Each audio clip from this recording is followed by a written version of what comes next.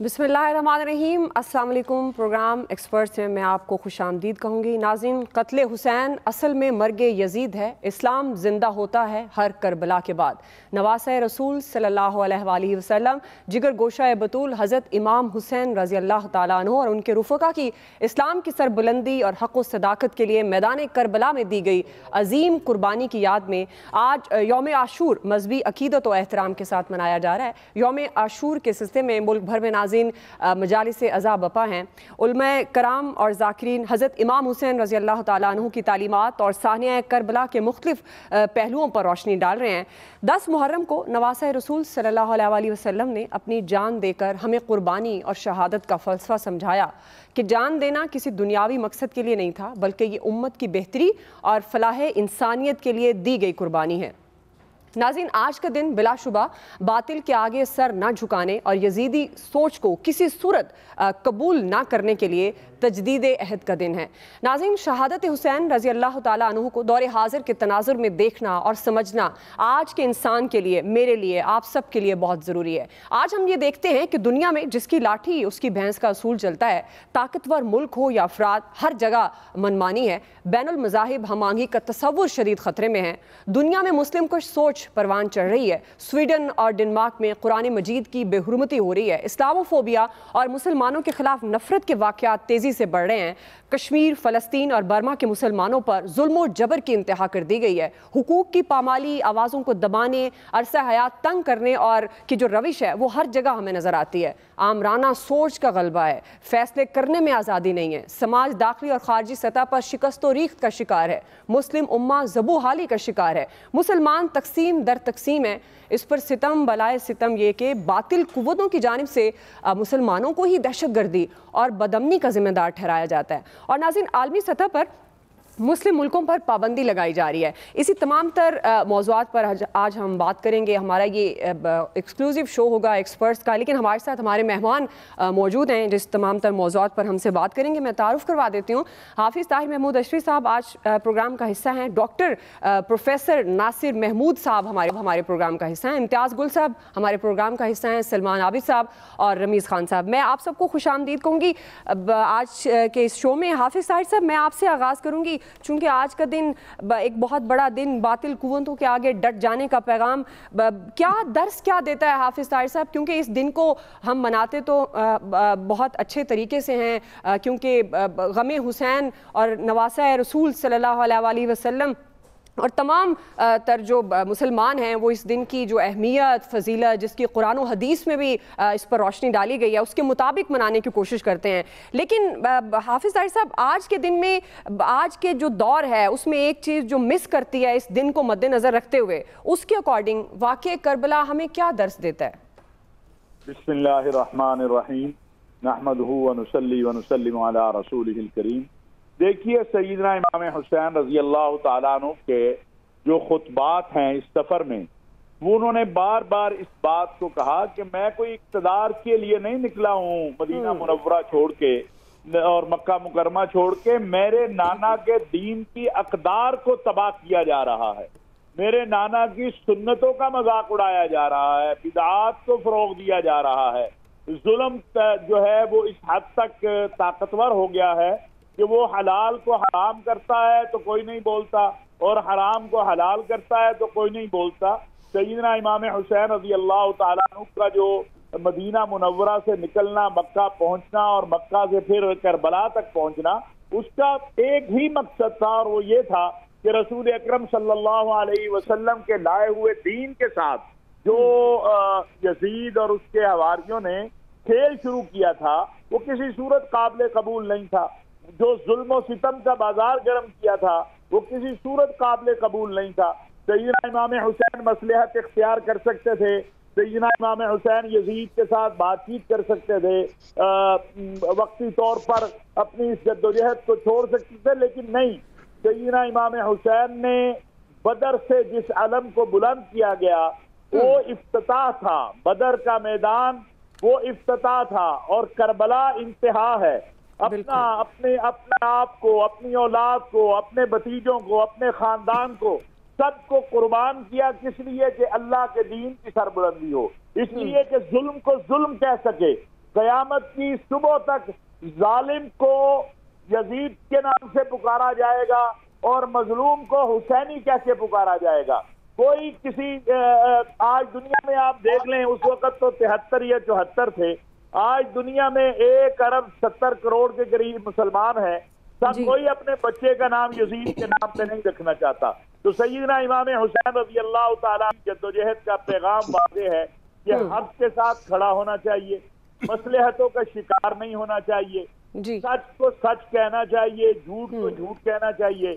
اور وقتی اور ذاتی آج اصل میں ہمارے لیے مسئلہ یہ ہو گیا ہے کہ ہم سیدنا امام حسین رضی اللہ تعالیٰ عنہ کا ذکر تو کر رہے ہیں، لیکن ہماری زندگیوں میں جو حسینی فکر ہے وہ کیوں نہیں ہے؟ اس کی کمی ہے، اس کو لانے کی ضرورت ہے. سیدنا امام حسین نے کہا جھوٹ نہ بولو. انہوں نے تو کربلا میں نماز نہیں چھوڑی. ہم اپنے گھر میں بیٹھے ہوئے نماز نہیں پڑھتے، چھوٹی چھوٹی باتوں پہ جو ہے وہ جھوٹ بولتے ہیں، ظلم کو برداشت کرتے ہیں اور ظلم کرتے ہیں. یہ سب چیزیں جو ہیں، اس بات کا ہمیں احساس ہونا چاہیے. اور پھر میں دعا یہ ضرور کہوں گا کہ جب تاریخ اسلام میں اور عالمی تاریخ میں جس طرح سیدہ زینب نے یزید کے دربار میں اور کربلا کے معرکے میں سیدہ زینب کا جو کردار ہے وہ کسی صورت فراموش نہیں کیا جا سکتا. انہوں نے یہ بتایا کہ سیدہ فاطمہ الزہرا رضی اللہ تعالیٰ عنہ کی تربیت کیا تھی. انہوں نے بتایا کہ نبی کا گھرانہ کیا ہوتا ہے. اور وہ شخص جو جب آپ مدینہ واپسی آپ کا قافلہ جا رہا تھا اور ایک شخص ساتھ ساتھ رہا، جب آپ مدینے پہنچ گئیں کہا دیکھو ہمارے پاس کچھ نہیں ہے، یہ ایک میرا کنگن بچا ہے، یہ تمہیں دے. اس نے کہا نہیں میں نے نہیں لینا. کہا نہیں یہ ہو نہیں سکتا ہے، تم نے ہمارا یہاں تک ساتھ دیا، تمہیں خالی ہاتھ بھیج دیں. یہ سیدہ زینب نے جس جرأت سے اور جس بہادری سے یزید کے دربار میں جو کچھ وہاں ہوا، آج ہم لوگ تاریخ کو بھلا کر پتہ نہیں کن اور یہی ہمارا مسئلہ ہے. آج کسی عام فرد کی بیٹی کی طرف کوئی انگلی اٹھائے تو وہ اسے معاف نہیں کرتا. یزید کے دربار میں تو رسول اللہ صلی اللہ علیہ وسلم کی بیٹیوں کی طرف انگلیاں اٹھائی گئی. اور یہی وجہ ہے کہ جو بات کہی تھی امام زین العابدین نے یزید کے دربار میں، کہا تھا کہ دیکھ آج بھی میرے نانا کا نام سر بلند ہے، مؤذن گواہی دے رہا ہے کہ آج بھی سر بلند ہے. بالکل. وَأَشْهَدُ أَنَّ مُحَمَّدًا رَسُولُ اللَّهِ. اور آج دیکھیں ہم میں سے ہر کوئی یہ چاہتا ہے کہ قیامت تو سیدنا امام حسین کے پرچم کے نیچے کھڑا ہو. لیکن یزید کی بدقسمتی دیکھیں کہ اس کی وکالت تو اس کے اپنے بیٹے نے نہیں کی. بالکل آپ درست کہہ رہے ہیں حافظ صاحب. جی بالکل، آپ نے جن واقعات کا بھی ذکر کیا اور جو آپ نے بڑی خوبصورت یہ بات بھی کی کہ واقعی ہم عملاً کیا کر رہے ہیں. ہم ذکر حسین تو کرتے ہیں لیکن جو حسینی فکر ہے اس سے کیوں محروم ہے. پروفیسر ناصر محمود صاحب، یہ سوال آپ کی طرف لے کے آؤں گی کیونکہ ماہ محرم میں جو امام حسین علیہ السلام کا پیغام اور جو کربلا کا مقصد وہ کیا ہے جو ہم اپنی زندگیوں میں اتارے پریکٹیکلی. جس طرح حافظ طاہر صاحب کہہ رہے ہیں کہ ہم جھوٹ بھی بڑے فخر سے بولتے ہیں، انہوں نے تو نماز میں اپنا سر کٹا دیا اور ہم گھر بیٹھے فارغ ہوتے ہیں اور نماز کی طرف ہم رجوع نہیں کرتے ہیں. تو پروفیسر صاحب آپ کیا سمجھتے ہیں، کیا پیغام دیا ہے اس واقعے نے، اس ماہ محرم نے، جو ہمیں اپنے پریکٹیکلی اپنی لائف میں اس کو عمل کرنا چاہیے؟ بسم اللہ الرحمن الرحیم. الحمدللہ وحدہ والصلاة والسلام علی من لا نبی بعدہ وعلی آلہ وصحبہ ومن تبعہ ومن والہ. یہ آپ نے بہت ہی خوبصورت اور آج کے دن کی مناسبت سے بہت ہی اہم سوال کھڑا کر دیا جو ہر مسلمان کو سوچنا چاہیے. اور یقیناً ہم سب کے لیے اسی میں رائے نجات ہے کہ ہم اس پر جتنا غور کریں، کیونکہ علامہ اقبال رحمۃ اللہ تعالیٰ علیہ نے فرمایا تھا رمز قرآن از حسین آموختم، کہ ہم قرآن کا جو اشارہ اور رمز ہے وہ ہم نے امام حسین علیہ السلام سے سیکھا. آپ امام حسین علیہ السلام کی زندگی اور کربلا کے واقعہ کو دیکھیں تو یہ 3 سطحوں پر کام کرتا ہے. ایک انفرادی سطح پر، ایک معاشرتی سطح پر اور ایک ریاست کی سطح پر.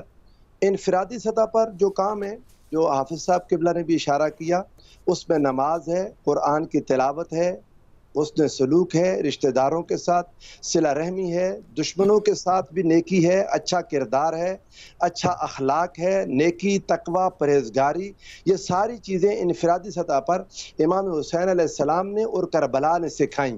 انڈیویجول کو ان سے سیکھنا چاہیے کہ امام حسین علیہ السلام کی عبادت، امام حسین علیہ السلام کا ذکر و فکر، آپ کی بہن سیدہ زینب کا عاشورہ محرم کی رات میں بھی تہجد کو قضا نہ کرنا، قرآن مجید کی تلاوت کا کرنا، اتنی بڑی تکلیف پر صبر کا کرنا، یہ ہم میں سے ہر انڈیویجول کے لیے ضروری ہے کہ ہم اس سے لرن کریں، ہم اس سے سبق لیں اور اپنی زندگیوں میں ان چیزوں کو شامل کر کے ان اعلیٰ اخلاق اور صفات کے حامل افراد معاشرے میں کثرت کے ساتھ پیدا کریں اگر ہم امام حسین علیہ السلام سے محبت کرتے ہیں۔ دوسری چیز ہے سوشل سطح پر، معاشرتی سطح پر امام حسین علیہ السلام نے کیا سبق دیا؟ تو معاشرتی سطح پر امام حسین علیہ السلام کا سبق ظلم کے خلاف اکٹھے ہونا، ظلم کے خلاف ایک مضبوط اور توانا آواز بن کے کھڑے ہونا۔ اگر مشاورت کو شخصی حکومت میں جب بدلا جا رہا تھا، امام حسین علیہ السلام نے دیکھا کہ سارے لوگ اس پر رائے رخصت لے رہے ہیں، تنہا امام حسین علیہ السلام اس پر کھڑے ہو گئے۔ آج امام حسین علیہ السلام کی محبت ہمیں یہ درس دیتی ہے کہ ہم نے ظلم کے خلاف زبانیں بند کرنے کے بجائے ظلم کا تینوں سطح پر ہر جگہ مقابلہ کرنا ہے، جو حضور سرور دو عالم صلی اللہ علیہ وآلہ وسلم نے ہمیں سکھایا کہ جب چیز دیکھو، جب کوئی منکر کو دیکھو تو اس کو سب سے پہلی چیز کہ اپنے ہاتھ سے روکو، اگر تم اس کی طاقت رکھتے ہو، قوت رکھتے ہو۔ اگر ہاتھ سے روکنے کی قوت نہیں ہے تو فبلسان ہی، اپنی زبان سے اسے روکیں، فَإِن لَمْ تَسْتَطِعْ فَبِقَلْبِهِ وَذَلِكَ هُوَ أَضْعَفُ الْإِيمَانِ۔ اور اگر آپ ہاتھ سے بھی نہیں روک سکتے، زبان سے بھی نہیں روک سکتے، دل سے اس کو برا جانے، اور یہ ایمان کا کمزور ترین درجہ ہے۔ معاشرے میں برائی کے ساتھ نفرت کرنے والے لوگ، جیسا کہ امام حسین علیہ السلام نے اپنے خطبے میں ارشاد فرمایا تھا، الا ترون ان الحق لا يعمل به وان الباطل لا يتناهى عنه، کہ کیا تم لوگ یہ نہیں دیکھ رہے کہ حق پر عمل نہیں ہو رہا، اور تم یہ نہیں دیکھ رہے کہ باطل سے رکا نہیں جا رہا۔ اور امام حسین نے ایک اعلان کر دیا کہ مثلی لا یبایع مثلہ، جو میری طرح کا ہوگا وہ اس یزید کی طرح کے ہاتھ میں کبھی ہاتھ نہیں دے گا، وہ آج سے 1400 سال پہلے ہو یا قیامت کے تک جو شخص بھی اپنے آپ کو سیدنا امام حسین علیہ السلام کے ساتھ ایسوسییٹ کرے گا، وہ یزیدی قوتوں کے ساتھ تعاون تو درکنار، ان کے ساتھ اٹھنا بیٹھنا تو درکنار، ان کی زبانی حمایت بھی نہیں کرے گا، ان کا ساتھ نہیں دے گا۔ تیسری چیز ہے اسٹیٹ کے لیول پر، قومی سطح پر وہ ریاست کا قیام جو حضور سرور عالم صلی اللہ علیہ وآلہ وسلم نے کی تھی، جس کا ہونا خود رسول اللہ صلی اللہ علیہ وآلہ وسلم کی ذات گرامی میں ہے کہ آقا علیہ السلام کی اپنی ذات بابرکات بھی قانون سے بالا تر نہیں تھی۔ آپ اللہ کے رسول ہیں، حضور صلی اللہ علیہ وآلہ وسلم کو اللہ نے مالک اور مختار بنایا، اس کے باوجود حضور علیہ السلام نے اللہ کے قانون کو جس طرح دوسروں پر نافذ کیا، اپنی ذات پر بھی نافذ کیا، اور صحابہ کہتے ہیں ہم نے رسول اللہ کو خود اپنے آپ سے بدلہ لیتے دیکھا۔ آقا علیہ السلام نے قانون کو، جو اسلام کو، شریعت کو خود اپنے اوپر لاگو کیا، اپنے گھر پر لاگو کیا، اپنی اولاد پر لاگو کیا، اپنے خاندان اہل بیت، اور پھر صحابہ پر، اور ایک ریاست کی سطح پر جب لے کر آئے تو اس کی پہلی مثال سیدنا صدیق اکبر رضی اللہ تعالیٰ عنہ، جب پہلے دن آپ خلیفہ بنتے ہیں تو آپ نے 2-3 دن جب گزرے تو اپنے وہ کپڑے کا کاروبار کرتے تھے، تجارت کرتے تھے، وہ کپڑے اٹھا کے آپ اٹھ کے گئے، انہوں نے کہا میں نے کپڑے بیچ کے اپنے گھر والوں کے لیے کوئی کھانے پینے کا بندوبست کروں۔ حضرت عمر ملے راستے میں، انہوں نے کہا کہاں جا رہے ہیں؟ انہوں نے کہا اپنے گھر والوں روزی روٹی کا بندوبست کروں گا۔ انہوں نے کہا خلیفہ رسول اگر آپ جس بازار میں کپڑا بیچیں گے وہاں آپ ہوئے دوسرے کسی کا کاروبار کیسے چلے گا؟ آپ یہ نہیں کر سکتے۔ انہوں نے کہا میں کیا کروں؟ فرمایا ایک مزدور کی تنخواہ کے برابر تنخواہ ہوگی۔ وہ حضرت ابو بکر سے لے کر حضرت عمر ممبر پر بیٹھے تو ایک شخص کھڑا ہو کے آپ سے پوچھتا ہے کہ جب ایک کپڑے میں میرا کرتا نہیں بن سکا، میرا لباس نہیں، تو آپ کا یہ لباس کیسے بنتا ہے؟ 3 بریاتوں پر حکومت کرنے والی یہ شخصیت مسجد میں بیٹھے اس شخص کو جواب دہ ہے۔ حضرت مولا علی شیر خدا جب کوفہ میں آتے ہیں تو لوگوں سے وہ سارا کچھ میرے پاس جو کچھ چاہیے ہمارے سامنے اس کو دیکھ لو۔ لوگوں نے کہا امیر المؤمنین کیا ضرورت ہے؟ فرمایا جس دن یہاں سے جاؤں گا اس سے زیادہ ایک بھی چیز ہوگی تو تم میرا حساب لینا۔ کیا بات تھی ان کے معاملات کی۔ بالکل پروفیسر صاحب، یہ یاد دہانی چلیں آج ہم اس دن میں یہ یاد دہانی اپنے دیکھنے والوں کو اور ہمارے لیے بھی، ہم خود بھی کون سا مکمل انسان ہے، مسلمان تو ایک دور ہونے کی بات ہوتی ہے، تو یہ ایک یاد دہانی ہے. اور جن شخصیات کی آپ بات کر رہے ہیں واقعتاً وہ ایک عملی نمونے تھے، اگر ان پر ہم عمل درآمد کر لیتے. امتیاز گل صاحب تو بچانے کے لیے امام حسین نے قربانی دے دی. جی بالکل. امتیاز گل صاحب، واقعہ کربلا تو ہمیں بہت سارے سبق سکھاتا ہے. جس طرح سے پروفیسر صاحب نے بڑی خوبصورتی سے 3 سطحوں پر بات کی، انفرادی طور پر، معاشرتی طور پر، ریاست یعنی قومی سطح پر بھی. تو آپ کو کیا لگتا ہے اس وقت تو ایک جو آپ صلی اللہ علیہ وسلم نے ایک سٹیٹ کا کانسیپٹ دیا اور اس کے بعد جو خلفۂ راشدین لے کر چلے، وہ تو قانون سب کے لیے ایک جیسا، اس میں کوئی امیر غریب نہیں ہے. لیکن آج آپ دیکھ رہے ہیں کہ کیا اب امیر کے لیے الگ قانون ہے، غریب کے لیے الگ قانون ہے، اور ظلم کی جو داستان رقم ہوتی ہے. ابھی یہ حالیہ واقعہ جو چھوٹی چھوٹی بچیوں کے ساتھ ظلم کیا جاتا ہے، تو امتیاز گل صاحب آپ کس طرح سے دیکھتے ہیں یہ ہمارا معاشرہ 2 عملی کا شکار کیوں ہے؟ ہم ذکر تو کرتے ہیں، پڑھتے بھی ہیں، قرآن و حدیث کو پڑھتے بھی ہیں، لیکن عملی طور پر ہم کیوں نہیں کرتے؟ اگر ہم معاشرے کی سطح پر، قومی سطح پر، سیاسی سطح پر ان چیزوں کو کمپیریزن کرتے ہیں، تو ہم 2 عملی کا شکار کیوں ہیں امتیاز گل صاحب؟ دیکھیے، چاہے عید قربان ہو، رمضان ہو، عید یوم عاشور ہو، یعنی محرم الحرام ہو، ان تمام کے میسیجز تقریباً ایک ہی ہیں، اور وہ یہ ہے کہ آپ نے ظلم کے خلاف جہاد کرنا ہے، ظلم کے خلاف جھکنا نہیں ہے، جھوٹ نہیں بولنا، کسی کے ساتھ دھوکہ نہیں کرنا، منافقت نہیں کرنی ہے. لیکن جس طرح اب تو ایکچولی 2 علاماؤں میں پھنس گیا ہوں، مذہبی دانشور ہیں، مجھے بڑی اپنی کمائیگی کا احساس ہوتا ہے. لیکن بنیادی طور پہ بات یہ ہے کہ جتنے بھی ہماری تعلیمات ہیں، مذہبی تعلیمات جو کہ یوم کربلا کے ساتھ جڑی ہوئی ہیں، حضور صلی اللہ علیہ وآلہ وسلم کی تعلیمات کے ساتھ، حضرت عمر، حضرت علی، انہوں نے جو بھی تعلیم دی، ان کا بنیادی مقصد یہی تھا کہ رول آف لا، یعنی جو قانون کی عملداری ہے، تمام شہریوں کے ساتھ برابر کا سلوک، کسی کے ساتھ زیادتی نہیں ہونی ہے. یہ سارا مجھے لگتا ہے کہ کوئی اب کتابوں تک محدود ہو کے رہ گیا ہے، کیونکہ اب پاکستان کو دیکھ لیں یا پاکستان سے باہر دوسرے ملکوں کے حالات دیکھ لیں، ان سب میں مور اور لیس ایک ہی آپ کو نظر آئے گا کہ بنیادی انسانی حقوق جو ہیں وہ براہ راست حکمرانوں کی زد میں ہیں، اور جو قانون جو آپ نے کہا کہ بڑوں کے لیے جو عمراء ہیں، آسودہ حال ہیں، ان کے لیے ایک قانون ہے اور عام لوگوں کے لیے دوسرا قانون. تو یہ جو تفرقہ ہے، یہ تضادات ہیں، یہ آپ کو نظر آئیں گے. حالانکہ جو ٹاپ پہ بیٹھے ہوئے لوگ ہیں، چاہے وہ وزیر اعظم ہے، چاہے وزیر اعلیٰ ہے، چاہے صدر ہے، چاہے کسی ملک کا بادشاہ ہے، وہ کہتے تو آپ سب کو یہی ہیں کہ جی ہمیں عوام کی فلاح و بہبود کرنی ہے. لیکن جی بالکل، لیکن وہ تمام یہ باتیں جو کہ حضور صلی اللہ علیہ وسلم نے کہیں، جو حضرت حسن حسین نے کہیں، جو ایون آپ دیکھ لیجئے کہ ہمارے پاکستان کے بانی قائد اعظم نے کہی تھیں، ان سب کو بھلا دیا گیا ہے. اس وقت مصلحت کی، جھوٹ کی، منافقت کا ایک سلسلہ چلا ہوا ہے، جس کا براہ راست نقصان اسلام کو بھی ہوتا ہے، ان تعلیمات کو بھی ہوتا ہے. تعلیمات انڈرمائن ہوتی ہیں، اور اس میں بحیثیت مجموعی جو پاکستان کے ان ملکوں کے شہری ہیں وہ بہت سخت پھر مایوسی کا شکار ہو جاتے ہیں. بالکل صحیح، بالکل آپ نے صحیح روشنی ڈالی ہے اس پہ. سلمان عابد صاحب، اب یہ ہمیں تو آج کا دن یوم عاشور کی جب بات کرتے ہیں تو جس طرح سے پروفیسر صاحب نے بھی تفصیل سے بتایا، وہ تو مفادات کے لیے نہیں لڑے تھے، انہوں نے مفادات کے لیے اپنا پورا خاندان قربان نہیں کر دیا تھا، انہوں نے تو دین حق کے لیے اپنا فائدہ انہوں نے نہیں رکھا. لیکن آج کیا ہو رہا ہے عصر حاضر میں؟ تو ہم دیکھتے ہیں اس سے سب کچھ ہی اس کے الٹ ہو رہا ہے. تو یہ اتنا فرق کیوں ہے؟ ہم ہر دن کو مناتے ہیں لیکن پریکٹیکلی ہم میں کیا ایسی کمی ہے کہ ہم اس کو صحیح سے اڈاپٹ نہیں کر پاتے ہیں؟ دیکھیے، بات یہ ہے، جو پروفیسر صاحب نے 3 نکات اٹھائے ہیں، انفرادی سطح پہ، معاشرتی سطح پہ، ریاستی یا حکومتی سطح پہ. اب ذرا دنیا کے مسلم معاشروں کا اور مسلم ملکوں کا یا مسلم ریاستوں کا تجزیہ کر لیں. وہ تینوں کی تینوں باتوں کی نفی کرتے ہوئے نظر آئیں گے.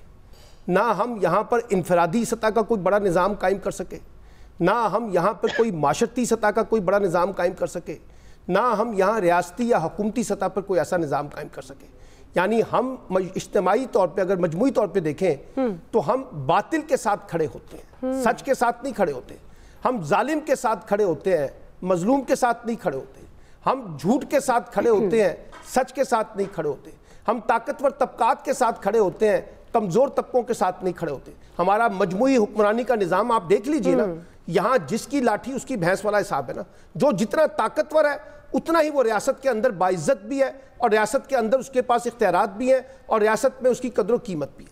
अब सवाल ये है, ये जो हमारी इस्लामी तालीमात है, जैसे भी इम्तियाज गुल साहब भी कह रहे थे, जो बुनियादी नुक्ता है सोचने का वो ये है कि क्या वजह है कि हम मुस्लिम माशरों की तश्कील नौ नहीं कर सके। उसमें रियासत भी जिम्मेदार है, उसमें हुकूमतें भी जिम्मेदार हैं, उसमें हमारा तालीमी निज़ाम भी जिम्मेदार है, उसमें हमारा मजहबी निज़ाम भी जिम्मेदार है, उसमें हमारा माशरती निज़ाम भी जिम्मेदार है। अखलाकियात की हालत ये है कि आप देखिए करप्शन जैसा जो एक मूजी मर्ज है वो पाकिस्तान दुनिया में और पाकिस्तान जैसे माशरों के अंदर बाकायदा एक समाजी कबूलियत इख्तियार कर चुका है। हमें पता है कि ये करप्ट लोग हैं, हमें पता है कि हुक्मरानों के ने दौलतें कैसे इकट्ठी की हैं, लेकिन उसके बावजूद हम उनकी शान और शौकत में कसीदे पढ़ते हैं। तो सवाल ये है कि ये जो मुस्लिम माशरों के अंदर तरबियत का अमल था, ये जो खास तौर पे हमने एक ऐसी नस्ल क्रिएट करनी थी जो हमारी इस्लामी तालीमात, हमारी दीनी तालीमात, हमारी अखलाकी तालीमात के साथ जुड़ते। अब वो जब हमने सारी चीजें निकाल दी, यानी अब देखिए ना, हम अमेरिका मुर्दाबाद के नारे लगाते हैं, भारत मुर्दाबाद के नारे लगाएंगे, इसराइल मुर्दाबाद के नारे लगाएंगे। जरा देखिए कि किस लेवल की यूनिवर्सिटियां उन्होंने कायम की हैं, किस लेवल के तालीमी इदारे उन्होंने बनाए हैं। हमारे पास ना तहकीक है, ना हम यहाँ रिसर्च के ऊपर कोई पैसे लगाते हैं, ना हम यहाँ यूनिवर्सिटियां बनाते हैं, ना यहाँ हमने उस तरह के मदारस बनाए।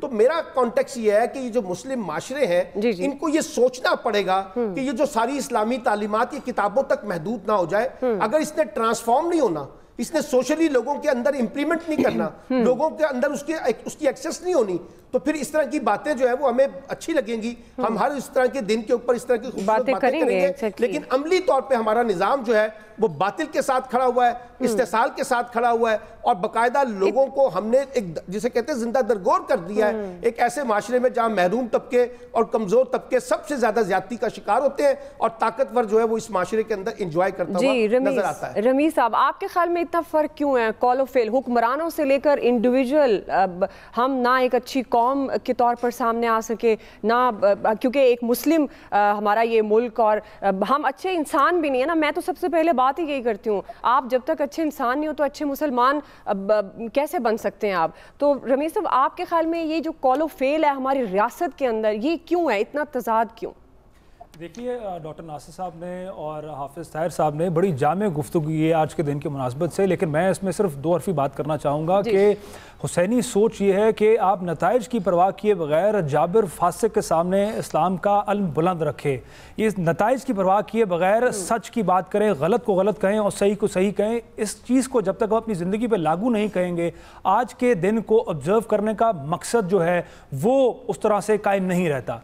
इसी तरह से रमज़ान के अंदर अगर हम अपनी ज़िंदगी के अंदर जो मादा परस्ती है वो ख़त्म नहीं करते तो रमज़ान का मकसद भी उस तरह ज़ायल हो जाता है। तो अब हमें चीज़ों को उस तरह से ऑब्ज़र्व करना है जिस तरह से ऑब्ज़र्व करने से हम अपनी ज़िंदगियों में कोई तब्दीली ला सकें, और जब आप ज़िंदगियों में तब्दीली लाएंगे तो एक बेहतर मुसलमान बनेंगे और दुनिया के सामने एक बेहतर मुसलमान का नमूना बन के सामने आएंगे, जिसके बाद हम ये कह सकेंगे कि हम वो मुसलमान हैं, वो कौम है, वो उम्मत है जिस उम्मत के लिए इतनी कुर्बानियाँ हमसे पहले लोगों ने दी हैं, और एक ऐसा निज़ाम ज़िंदगी छोड़ के जाएंगे जिस निज़ाम ज़िंदगी को शायद बैरून मुल्क भी या फरंगी भी ये देख के कह सकें कि ये वो निज़ाम ज़िंदगी है जो उनको भी वो अपनी ज़िंदगियों पर राइज करना चाहिए। इस वक्त जो हमारी ज़िंदगी है, जिस तरह से हमने ईस्ट और वेस्ट का एक इम्तजाज बनाया हुआ है, हम उस इस्लाम की सोच से तो दूर हैं ही। हम इन रियलिटी ना वेस्ट में है ना ईस्ट में है। हमें अब कहीं ना कहीं ये डेफिनेशन से बाहर निकल के अपने दीन की तरफ, अपनी ओरिजिनलिटी की तरफ वापस जाना है, क्योंकि हमने मर के हिसाब देना है अपने उन दुनिया में किए हुए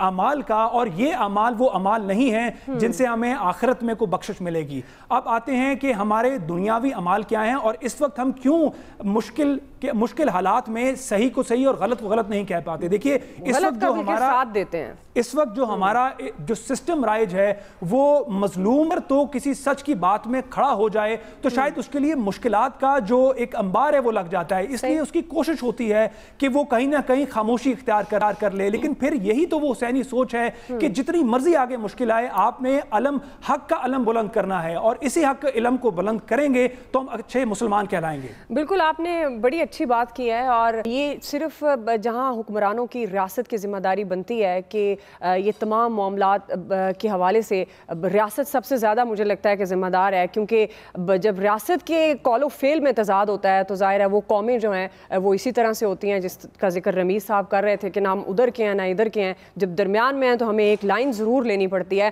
اور میں آپ سے بھی یہی کہوں گی کہ آپ اپنے بچوں کو ضرور ان تعلیمات کے بارے میں بتائیں، کیونکہ یہ جو تربیت گھر سے ہوتی ہے وہ بڑی امپورٹنٹ ہوتی ہے، اور اسی طرح سے ہمارے حکمرانوں کی بھی ذمہ داری ہے، وہ لیڈر جن کے بہت سے فالوورز ہیں ان پر بھی یہ ذمہ داری بنتی ہے کہ آپ جو اس کا درس ہے، ہم جھوٹ کو جھوٹ کیوں کہتے ہیں، ہم صبر کیوں نہیں کرتے ہیں، ہم معاملات میں بگاڑ کیوں پیدا کرتے ہیں، ہم رمضان میں چیزوں کو مہنگا کیوں کر دیتے ہیں، ہم رمضان میں کوشش کیوں کرتے ہیں کہ جو چیز 10 روپے کی ہے وہ ہم 100 روپے کی بیچیں، تو یہ وہ سارے معاملات ہیں جو بگاڑ پیدا کرتے ہیں۔ اور ہمیں ایٹ لیسٹ ایسے دنوں میں جس دن میں اس کے بارے میں ہے اسلام زندہ ہوتا ہے ہر کربلا کے بعد، تو ایسے معاملات کو سوچنا چاہیے کہ کیا واقعی ہم اسلامی طریقہ کار پر چل بھی رہے ہیں نہیں۔ بریک لیتے ہیں ناظرین، بریک سے ہم واپس آئیں گے۔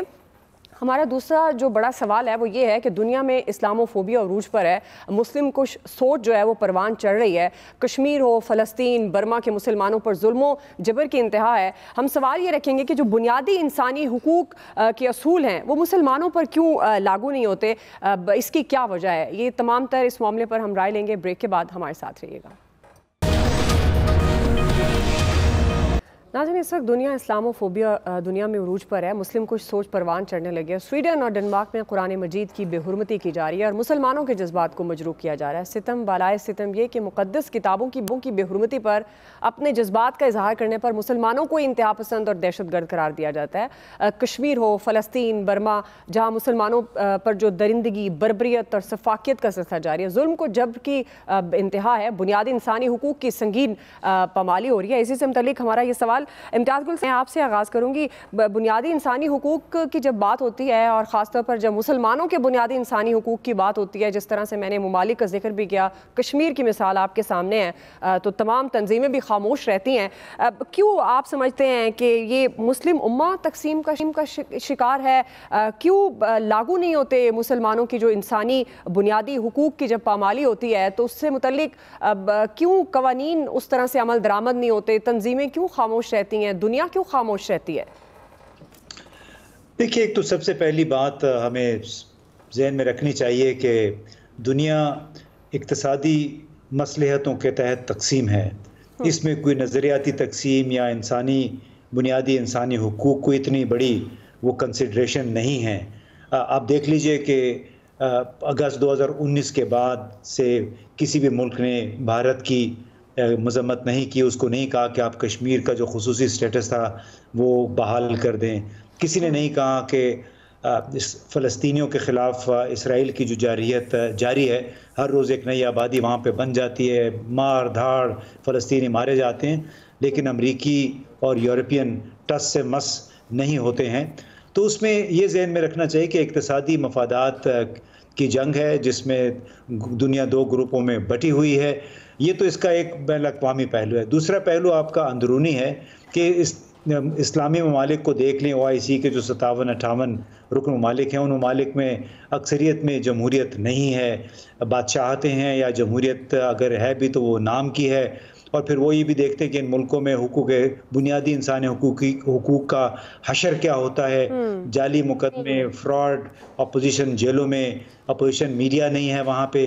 تو ان ملکوں کے لیے جو پوائنٹ آف ریفرنس بن جاتا ہے، ان کی جو شناخت بن جاتی ہے، وہ بنتی ہے امرانہ نظام سے، جس نظام میں آپ کو شخصی آزادیاں حاصل نہیں ہوتی ہیں۔ تو لہٰذا اس معاملے میں بھی اس کو بھی سامنے رکھتے ہوئے ان ملکوں کا کیس بہت کمزور ہو جاتا ہے۔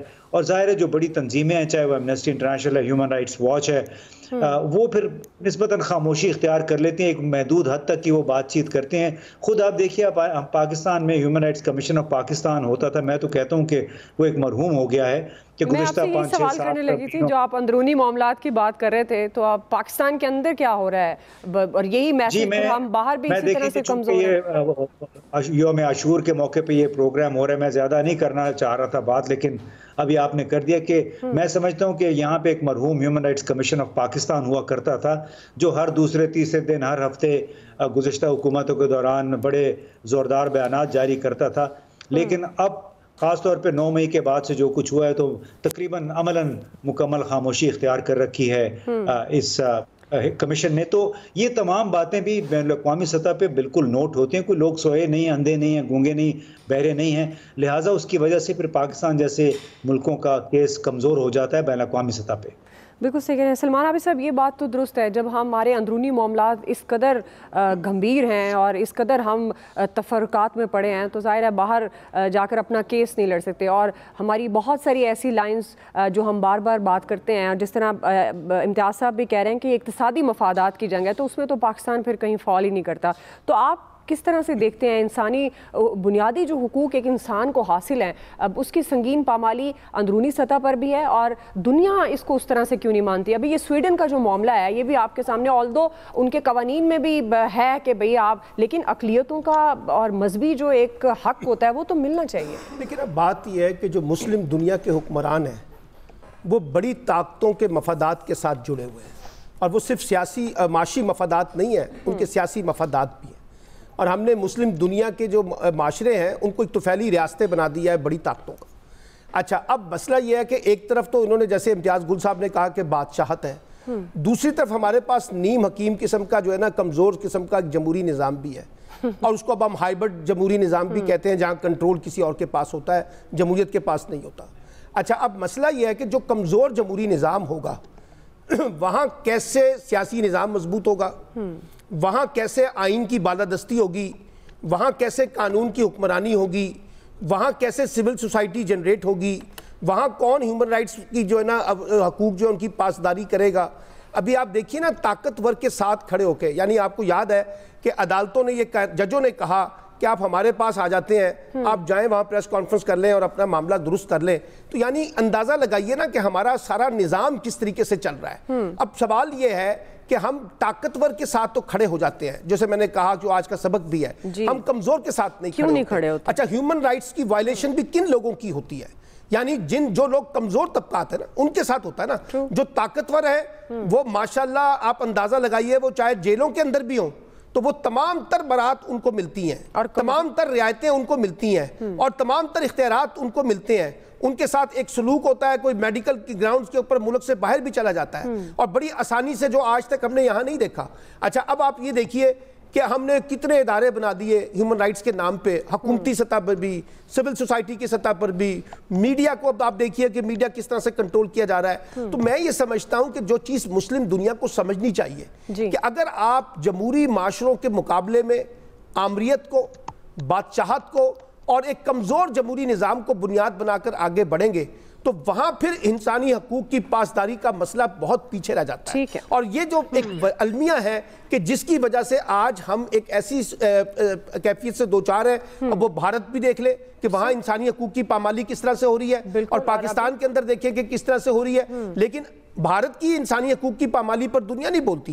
ہمارے ہاں جب چیزیں ہوتی ہیں تو وہ ذرا زیادہ ہائی لائٹ ہوتی ہیں کیونکہ ہماری معاملات کچھ اور نوعیت کے ہیں. تو میں یہ کہنا چاہتا ہوں کہ آپ خدارہ یہ جو ہمارا درس ہے نا، اس درس کے کانٹیکسٹ میں بنیادی انسانی حقوق کی پاسداری، اور جب میں بنیادی انسانی حقوق کی پاسداری کہتا ہوں تو کہاں سے لیتا ہوں؟ یہ ہماری دینی تعلیمات کا حصہ ہے، یہ ہمارے کانسٹیٹیوشن کا حصہ ہے، 1973 کا جو پہلا چیپٹر ہے فنڈامنٹل رائٹس کا. پھر اس کے بعد آپ UDHR پہ، universal declaration of human rights پر سائن کیے ہوئے ہیں. لیکن آپ کر کیا رہے ہیں؟ آپ نے ان ساری چیزوں کو ایک ہتھیار بنا لیا ہے، جمہوریت کو، آئین کو، قانون کی حکمرانی کو، انسانی حقوق کو.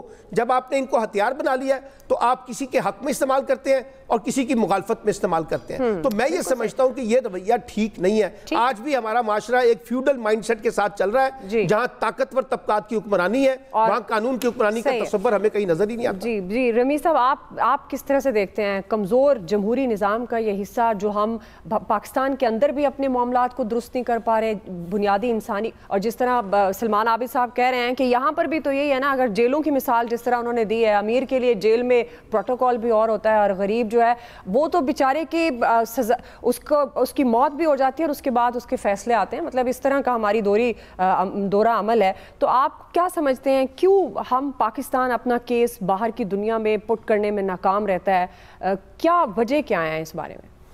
دیکھیے بنیادی طور پہ میں امتیاز گل صاحب کی بات سے پوری طرح سے متفق ہوں کہ اکنامک کنسیڈریشنز ہیں جو کہ گلوبل ورلڈ یہ اس بنیاد پر فیصلے کرتے ہیں، جو بڑی بڑی پاورز ہیں کہ کس ملک کے ساتھ کیا روابط رکھنے ہیں اور کس ملک کے اندر اگر کوئی اکنامک یا ہیومن رائٹس وائلیشن ہو گئی ہے تو کس پہ بات کرنی ہے اور کس کو اوور لک کرنا ہے۔ میں آپ کو چھوٹی سی ایک مثال دیتا ہوں کہ یورپ کے اندر اگر آسٹریا پاکستان سے اپنے تعلقات خراب کرتا ہے تو پاکستان کو شاید اتنی فکر نہیں ہوگی، لیکن جب وہ ایک کمبائنڈ فورس بن کے یورپین یونین کی شکل میں ہمارے سامنے آتے ہیں تو پھر ہمیں ان کی فکر ہوتی ہے، پھر ہمیں جی ایس پی پلس اسٹیٹس بھی ان سے چاہیے ہوتا ہے۔ تو یہاں پہ ہمیں اس سے کچھ نہ کچھ سیکھنا چاہیے، اور وہ سیکھ یہ ہونی چاہیے ہمارے لیے کہ ہمیں مسلم امہ کو ایک یونٹی سے چلنا چاہیے، کیونکہ یونٹی سے چلیں گے، ایک فورس بنیں گے تو دنیا کے سامنے ہماری آواز بھی ہوگی اور ہماری جو ڈیمانڈز ہیں اس کو بھی یہ بیرون ملک سیریسلی اور اس کی جو عملداری ہے وہ ہماری ڈیمانڈز پر ہوگی۔ لیکن اگر ہم انڈیویجولی اپنی جس طرح سے ایفرٹس کر رہے ہیں، جس طرح سے پاکستان نے یہ سویڈن کے واقعوں کے اوپر ایک بڑا سنگین احتجاج اپنا لانچ کیا اور باقی مسلم امہ نے بھی انڈیپینڈنٹلی لانچ کیا ہے، یہ انڈیپینڈنٹلی لانچ کرنے کا کوئی اس طرح آئی ڈونٹ تھنک اس طرح سے کوئی فائدہ ہوگا۔ ہاں اس کے اندر ہم اپنی ساری کی ساری جو اسٹرینتھ ہے اس کو کمبائن کریں، اکنامک امبارگوز کی طرف جائیں گے، اکنامک بین کی طرف جائیں گے، اپنے ڈپلومیٹک ٹائز کی طرف ان کے ساتھ اگر کٹ آف کرنے تک جاتے ہیں، آئی ناٹ سیئنگ اس کو امیڈیٹلی اس طرف لے کر جائیں، لیکن ایٹ لیسٹ یہ تھریٹ تو ان کے سامنے ہونا چاہیے کہ اگر ہم اس طرح کا واقعہ کو دوبارہ رپیٹ کریں گے تو پوری مسلم امہ ہم سے اپنے اکنامک اور ڈپلومیٹک ٹائز جو ہے وہ سیور کر دے گی، تو یہ جو آپ کی ویسٹرن ورلڈ ہے یہ زیادہ کنسرنڈ ہوگی۔ اس کی ایک بہت بڑی مثال چائنا ہے کہ چائنا پہ وہ جتنے مرضی سنگین الزامات لگا دیں، وہ جتنی مرضی پوسچرنگ کرتے ہیں، جتنی مرضی بیسز بنا دیں یا ایک رنگ فینس بنا دیں چائنا کی ارد گرد، لیکن وہ چائنا کو ٹیک آن اس لیے نہیں کرتے ہیں کہ چائنا کے ساتھ ان کے ٹریڈ کے معاملات جو ہیں وہ تقریباً 750 بلین کی ٹریڈ جو ہے وہ امریکہ وہاں سے امپورٹ کرتا ہے چائنا سے، اور 200 بلین کی ایکسپورٹ ہے، تو اتنا بڑا ٹریڈ کا جو ایک وہ ایک سٹینڈ آف ہے وہ نہیں چاہتا چائنا کے ساتھ، اسی لیے چائنا کے ساتھ وہ معاملات بہت کشیدہ ہونے کے باوجود وہ کوشش کرتا ہے کہ ڈپلومیٹکلی اس کو کسی طرح سے کنونس کرے اور اس پوری جو ایک انیموسٹی ہے اس کو ٹیپر آف کرے۔ تو اس سے بنیادی جس طرح میں نے پہلے کہا ہماری سیکھ یہ ہونی چاہیے کہ ہمیں پوری مسلم امہ کو کمبائن کرنا ہے، اور اگر ہم اپنے عقب میں یہ دیکھیں کہ یہ دوستی جو ہے اگر کوئی چین نے کرائی دوستی اچھی بات ہے، لیکن اس کے لیے ہماری مسلم امہ کی آپس کے روابط کے لیے ہمیں کسی اور ملک کی ضرورت نہیں ہونی چاہیے۔ بالکل آپ درست کہہ رہے ہیں۔ ناظرین ہم ایک بریک لیتے ہیں، بریک سے واپس آئیں گے، یہی ہم سوال رکھیں گے کہ مسلم امہ اپنے مذہبی حقوق کے لیے، اپنے معاشی انسانی حقوق کے لیے متحد کیوں نہیں ہو سکتی۔ حافظ طاہر صاحب ہمارے ساتھ ہوں گے اور پروفیسر ناصر محمود صاحب ان کا ہم ٹیک لیں گے، ہمارے ساتھ رہیے گا۔ ویلکم بیک ناظرین۔ حافظ طاہر صاحب آپ کیا سمجھتے ہیں مسلم امہ اپنے مذہبی حقوق کے لیے متحد کیوں نہیں ہو سکی؟ یہ جو بنیادی انسانی حقوق کی سنگین پامالی کی جا رہی ہے، جو سویڈن کا میں خاص طور پر سامنے رکھوں گی، اس پر یکجا ہو کر بات کیوں نہیں کی جا سکتی، اور خاص طور پر دنیا اس کو کیوں اس طرح سے تسلیم نہیں کرتی کہ یہ بنیادی انسانی حقوق کی سنگین خلاف ورزی ہے؟ دیکھیے گزارش یہ ہے، کہتے ہیں ہے جرم ضعیفی کی سزا مرگ مفاجات۔ ہمارے جو مسلم حکمران ہیں وہاں پر چھوٹے چھوٹے مفادات ہیں، اور پھر بہت سارے مسلم ممالک تو ایسے ہیں جن کے حکمرانوں کے مفادات ہی سارے یورپ اور امریکہ برطانیہ سے وابستہ ہیں۔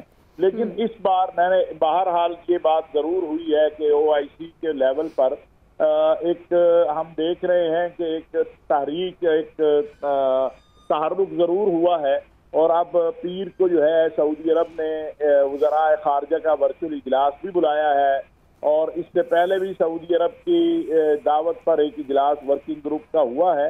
تو جو ماضی میں ایسے واقعات کے اوپر ہم سردماری دیکھتے تھے، وہ اس بار ہم نے دیکھا ہے کہ تھوڑا سا کچھ تحرک ہوا ہے۔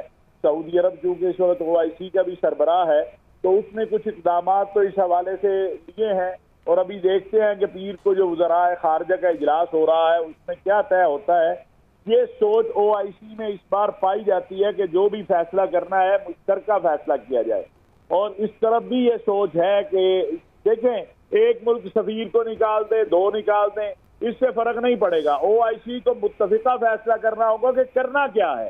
2-3 چیزیں کرنے کی ہیں۔ ایک چیز جو ہے کہ جن ممالک میں یہ معاملہ ہو رہا ہے وہاں ان کے ساتھ بڑی واضح بات کرنی چاہیے کہ آزادی کا اظہار رائے یہ تو نہیں ہے، اور دوسرا اقوام متحدہ کی سطح پر جو آسمانی مذاہب ہیں ان کے مقدسات کی اور انبیاء اور رسل کی جو ناموس ہے اس کے اوپر قانون سازی جو ہے، تو ہمیں بڑی امید ہے، توقع ہے کہ جو ماضی کی غلطیاں ہیں یا ماضی کی آپس کی اختلافات ہیں ان کی بجائے اس سوموار کو ہونے والے اجلاس میں پوری مسلم امہ متحد ہو کر کوئی ایسا لائے عمل بنائے گی جس سے کوئی عملی اظہار ہو، صرف زبانی نشستن برخاستن والا معاملہ نہ ہو، گفتن برخاستن والا، بلکہ عملی اقدامات ہوں. اور جس طرح سے میں نے جیسے عرض کیا کہ میں جو چھوٹا سا اسلامی دنیا کا ایک طالب علم ہوں، تو اور امتیاز گل صاحب کا بھی میں اسٹوڈنٹ ہوں. انہوں نے ابھی کہا یہ آپ کے ٹیچر ہیں، بڑے ہیں، تو اس لیے میں تو سیکھتا ہوں، تو نظر آ رہا ہے کہ کچھ نہ کچھ انشاءاللہ ضرور بہتری آئے گی. چلے پروفیسر صاحب، پروفیسر میں آپ کو آج کے دن کی مناسبت سے لے کے جاؤں گی کیونکہ لاسٹ مومنٹ ہے، تو میں چاہوں گی کہ کیا ایسے کام ہیں جو آج کے دن کی مناسبت کو مد نظر رکھتے ہوئے، آپ صلی اللہ علیہ وسلم کی تعلیمات کو سامنے رکھتے ہوئے آج کے انسان کو کرنے بہت ضروری ہیں؟ اچھا، میں آپ کو یہ بات بتاؤں کہ امت مسلمہ کی جو اجتماعی ذمہ داری ہے کہ مسلمانوں کی شخصی حکومتوں کا خاتمہ کیا جائے، اسلام کی حکومت، اللہ کا نظام قائم کیا جائے، اور حاکم وقت سے لے کر ایک غریب تک، حکمران سے لے کر رعایا تک ہر کوئی اللہ کے قانون کے تابع ہو. ہمیں قانون کی عملداری یقینی بنانی ہوگی اپنے ممالک میں، تب جا کر ممکن ہوگا کہ ہماری حکومتیں کسی بھی ملک کے سامنے کسی بھی جگہ پر جب بات کریں گی تو انہیں پتہ ہوگا کہ ان کے پیچھے کروڑوں کے حساب سے عوام ہے. جو ابھی کچھ تھوڑی دیر پہلے علامہ طاہر اشرفی صاحب نے بتایا کہ یہ کتنی بڑی تعداد ہے مسلمانوں کی، 1 ارب 70 کروڑ کے قریب عوام. لیکن بیرون ممالک، سارے مغربی ممالک کو پتہ ہے کہ یہ جتنے بھی حکمران ہیں ان کے پیچھے ان کی عوام نہیں ہے. زیادہ تر حکومتیں وہ ہیں جو کسی بھی اور طریقے سے حاصل کر لی گئی ہیں، شخصی حکومتیں بن گئی ہیں، پیچھے عوام کا ساتھ نہیں ہے. تو آج کے دن کی مناسبت سے عاشورہ محرم اور امام حسین علیہ السلام کی جو قربانی ہے وہ یہ بات یاد دلاتی ہے کہ ہمیں ہر صورت شخصی حکومتوں کا خاتمہ کر کے، ان ملوکیتوں کا خاتمہ کر کے رسول اللہ صلی اللہ علیہ وآلہ وسلم کی عطا کردہ وہ اسلامی جمہوری نظام قائم کرنا ہوگا جس میں ہر مسلمان کے حقوق اس کو اپنے ملک میں بھی حاصل ہو، اور اسلامی ممالک اپنے ملک میں جب انسانی حقوق کو پوری طرح ادا کرنے کے بعد دنیا بھر میں جہاں بھی آواز اٹھائیں گے تو ان کی آواز کو سنا جائے گا اور ان کی آواز کو وزن دیا جائے گا. لیکن وہی بات ہے، ہمارے یہاں ہم پچھلے کئی سو سال سے، مجھے تو لگتا ہے 300-400 سال سے پوری دنیا کے دسترخوان پر بن بلائے مہمان ہیں. صحیح ہے، بالکل یہ ہمارے اندرونی مسائل ہیں جو ہمیں بیرونی مسائل سے کرتے ہیں. میرے پاس وقت ختم ہو گیا. آپ تمام مہمانوں کا بہت شکریہ. آج کے ایکسپرٹ سے اتنا ہی. خیال رکھیے گا. اللہ حافظ.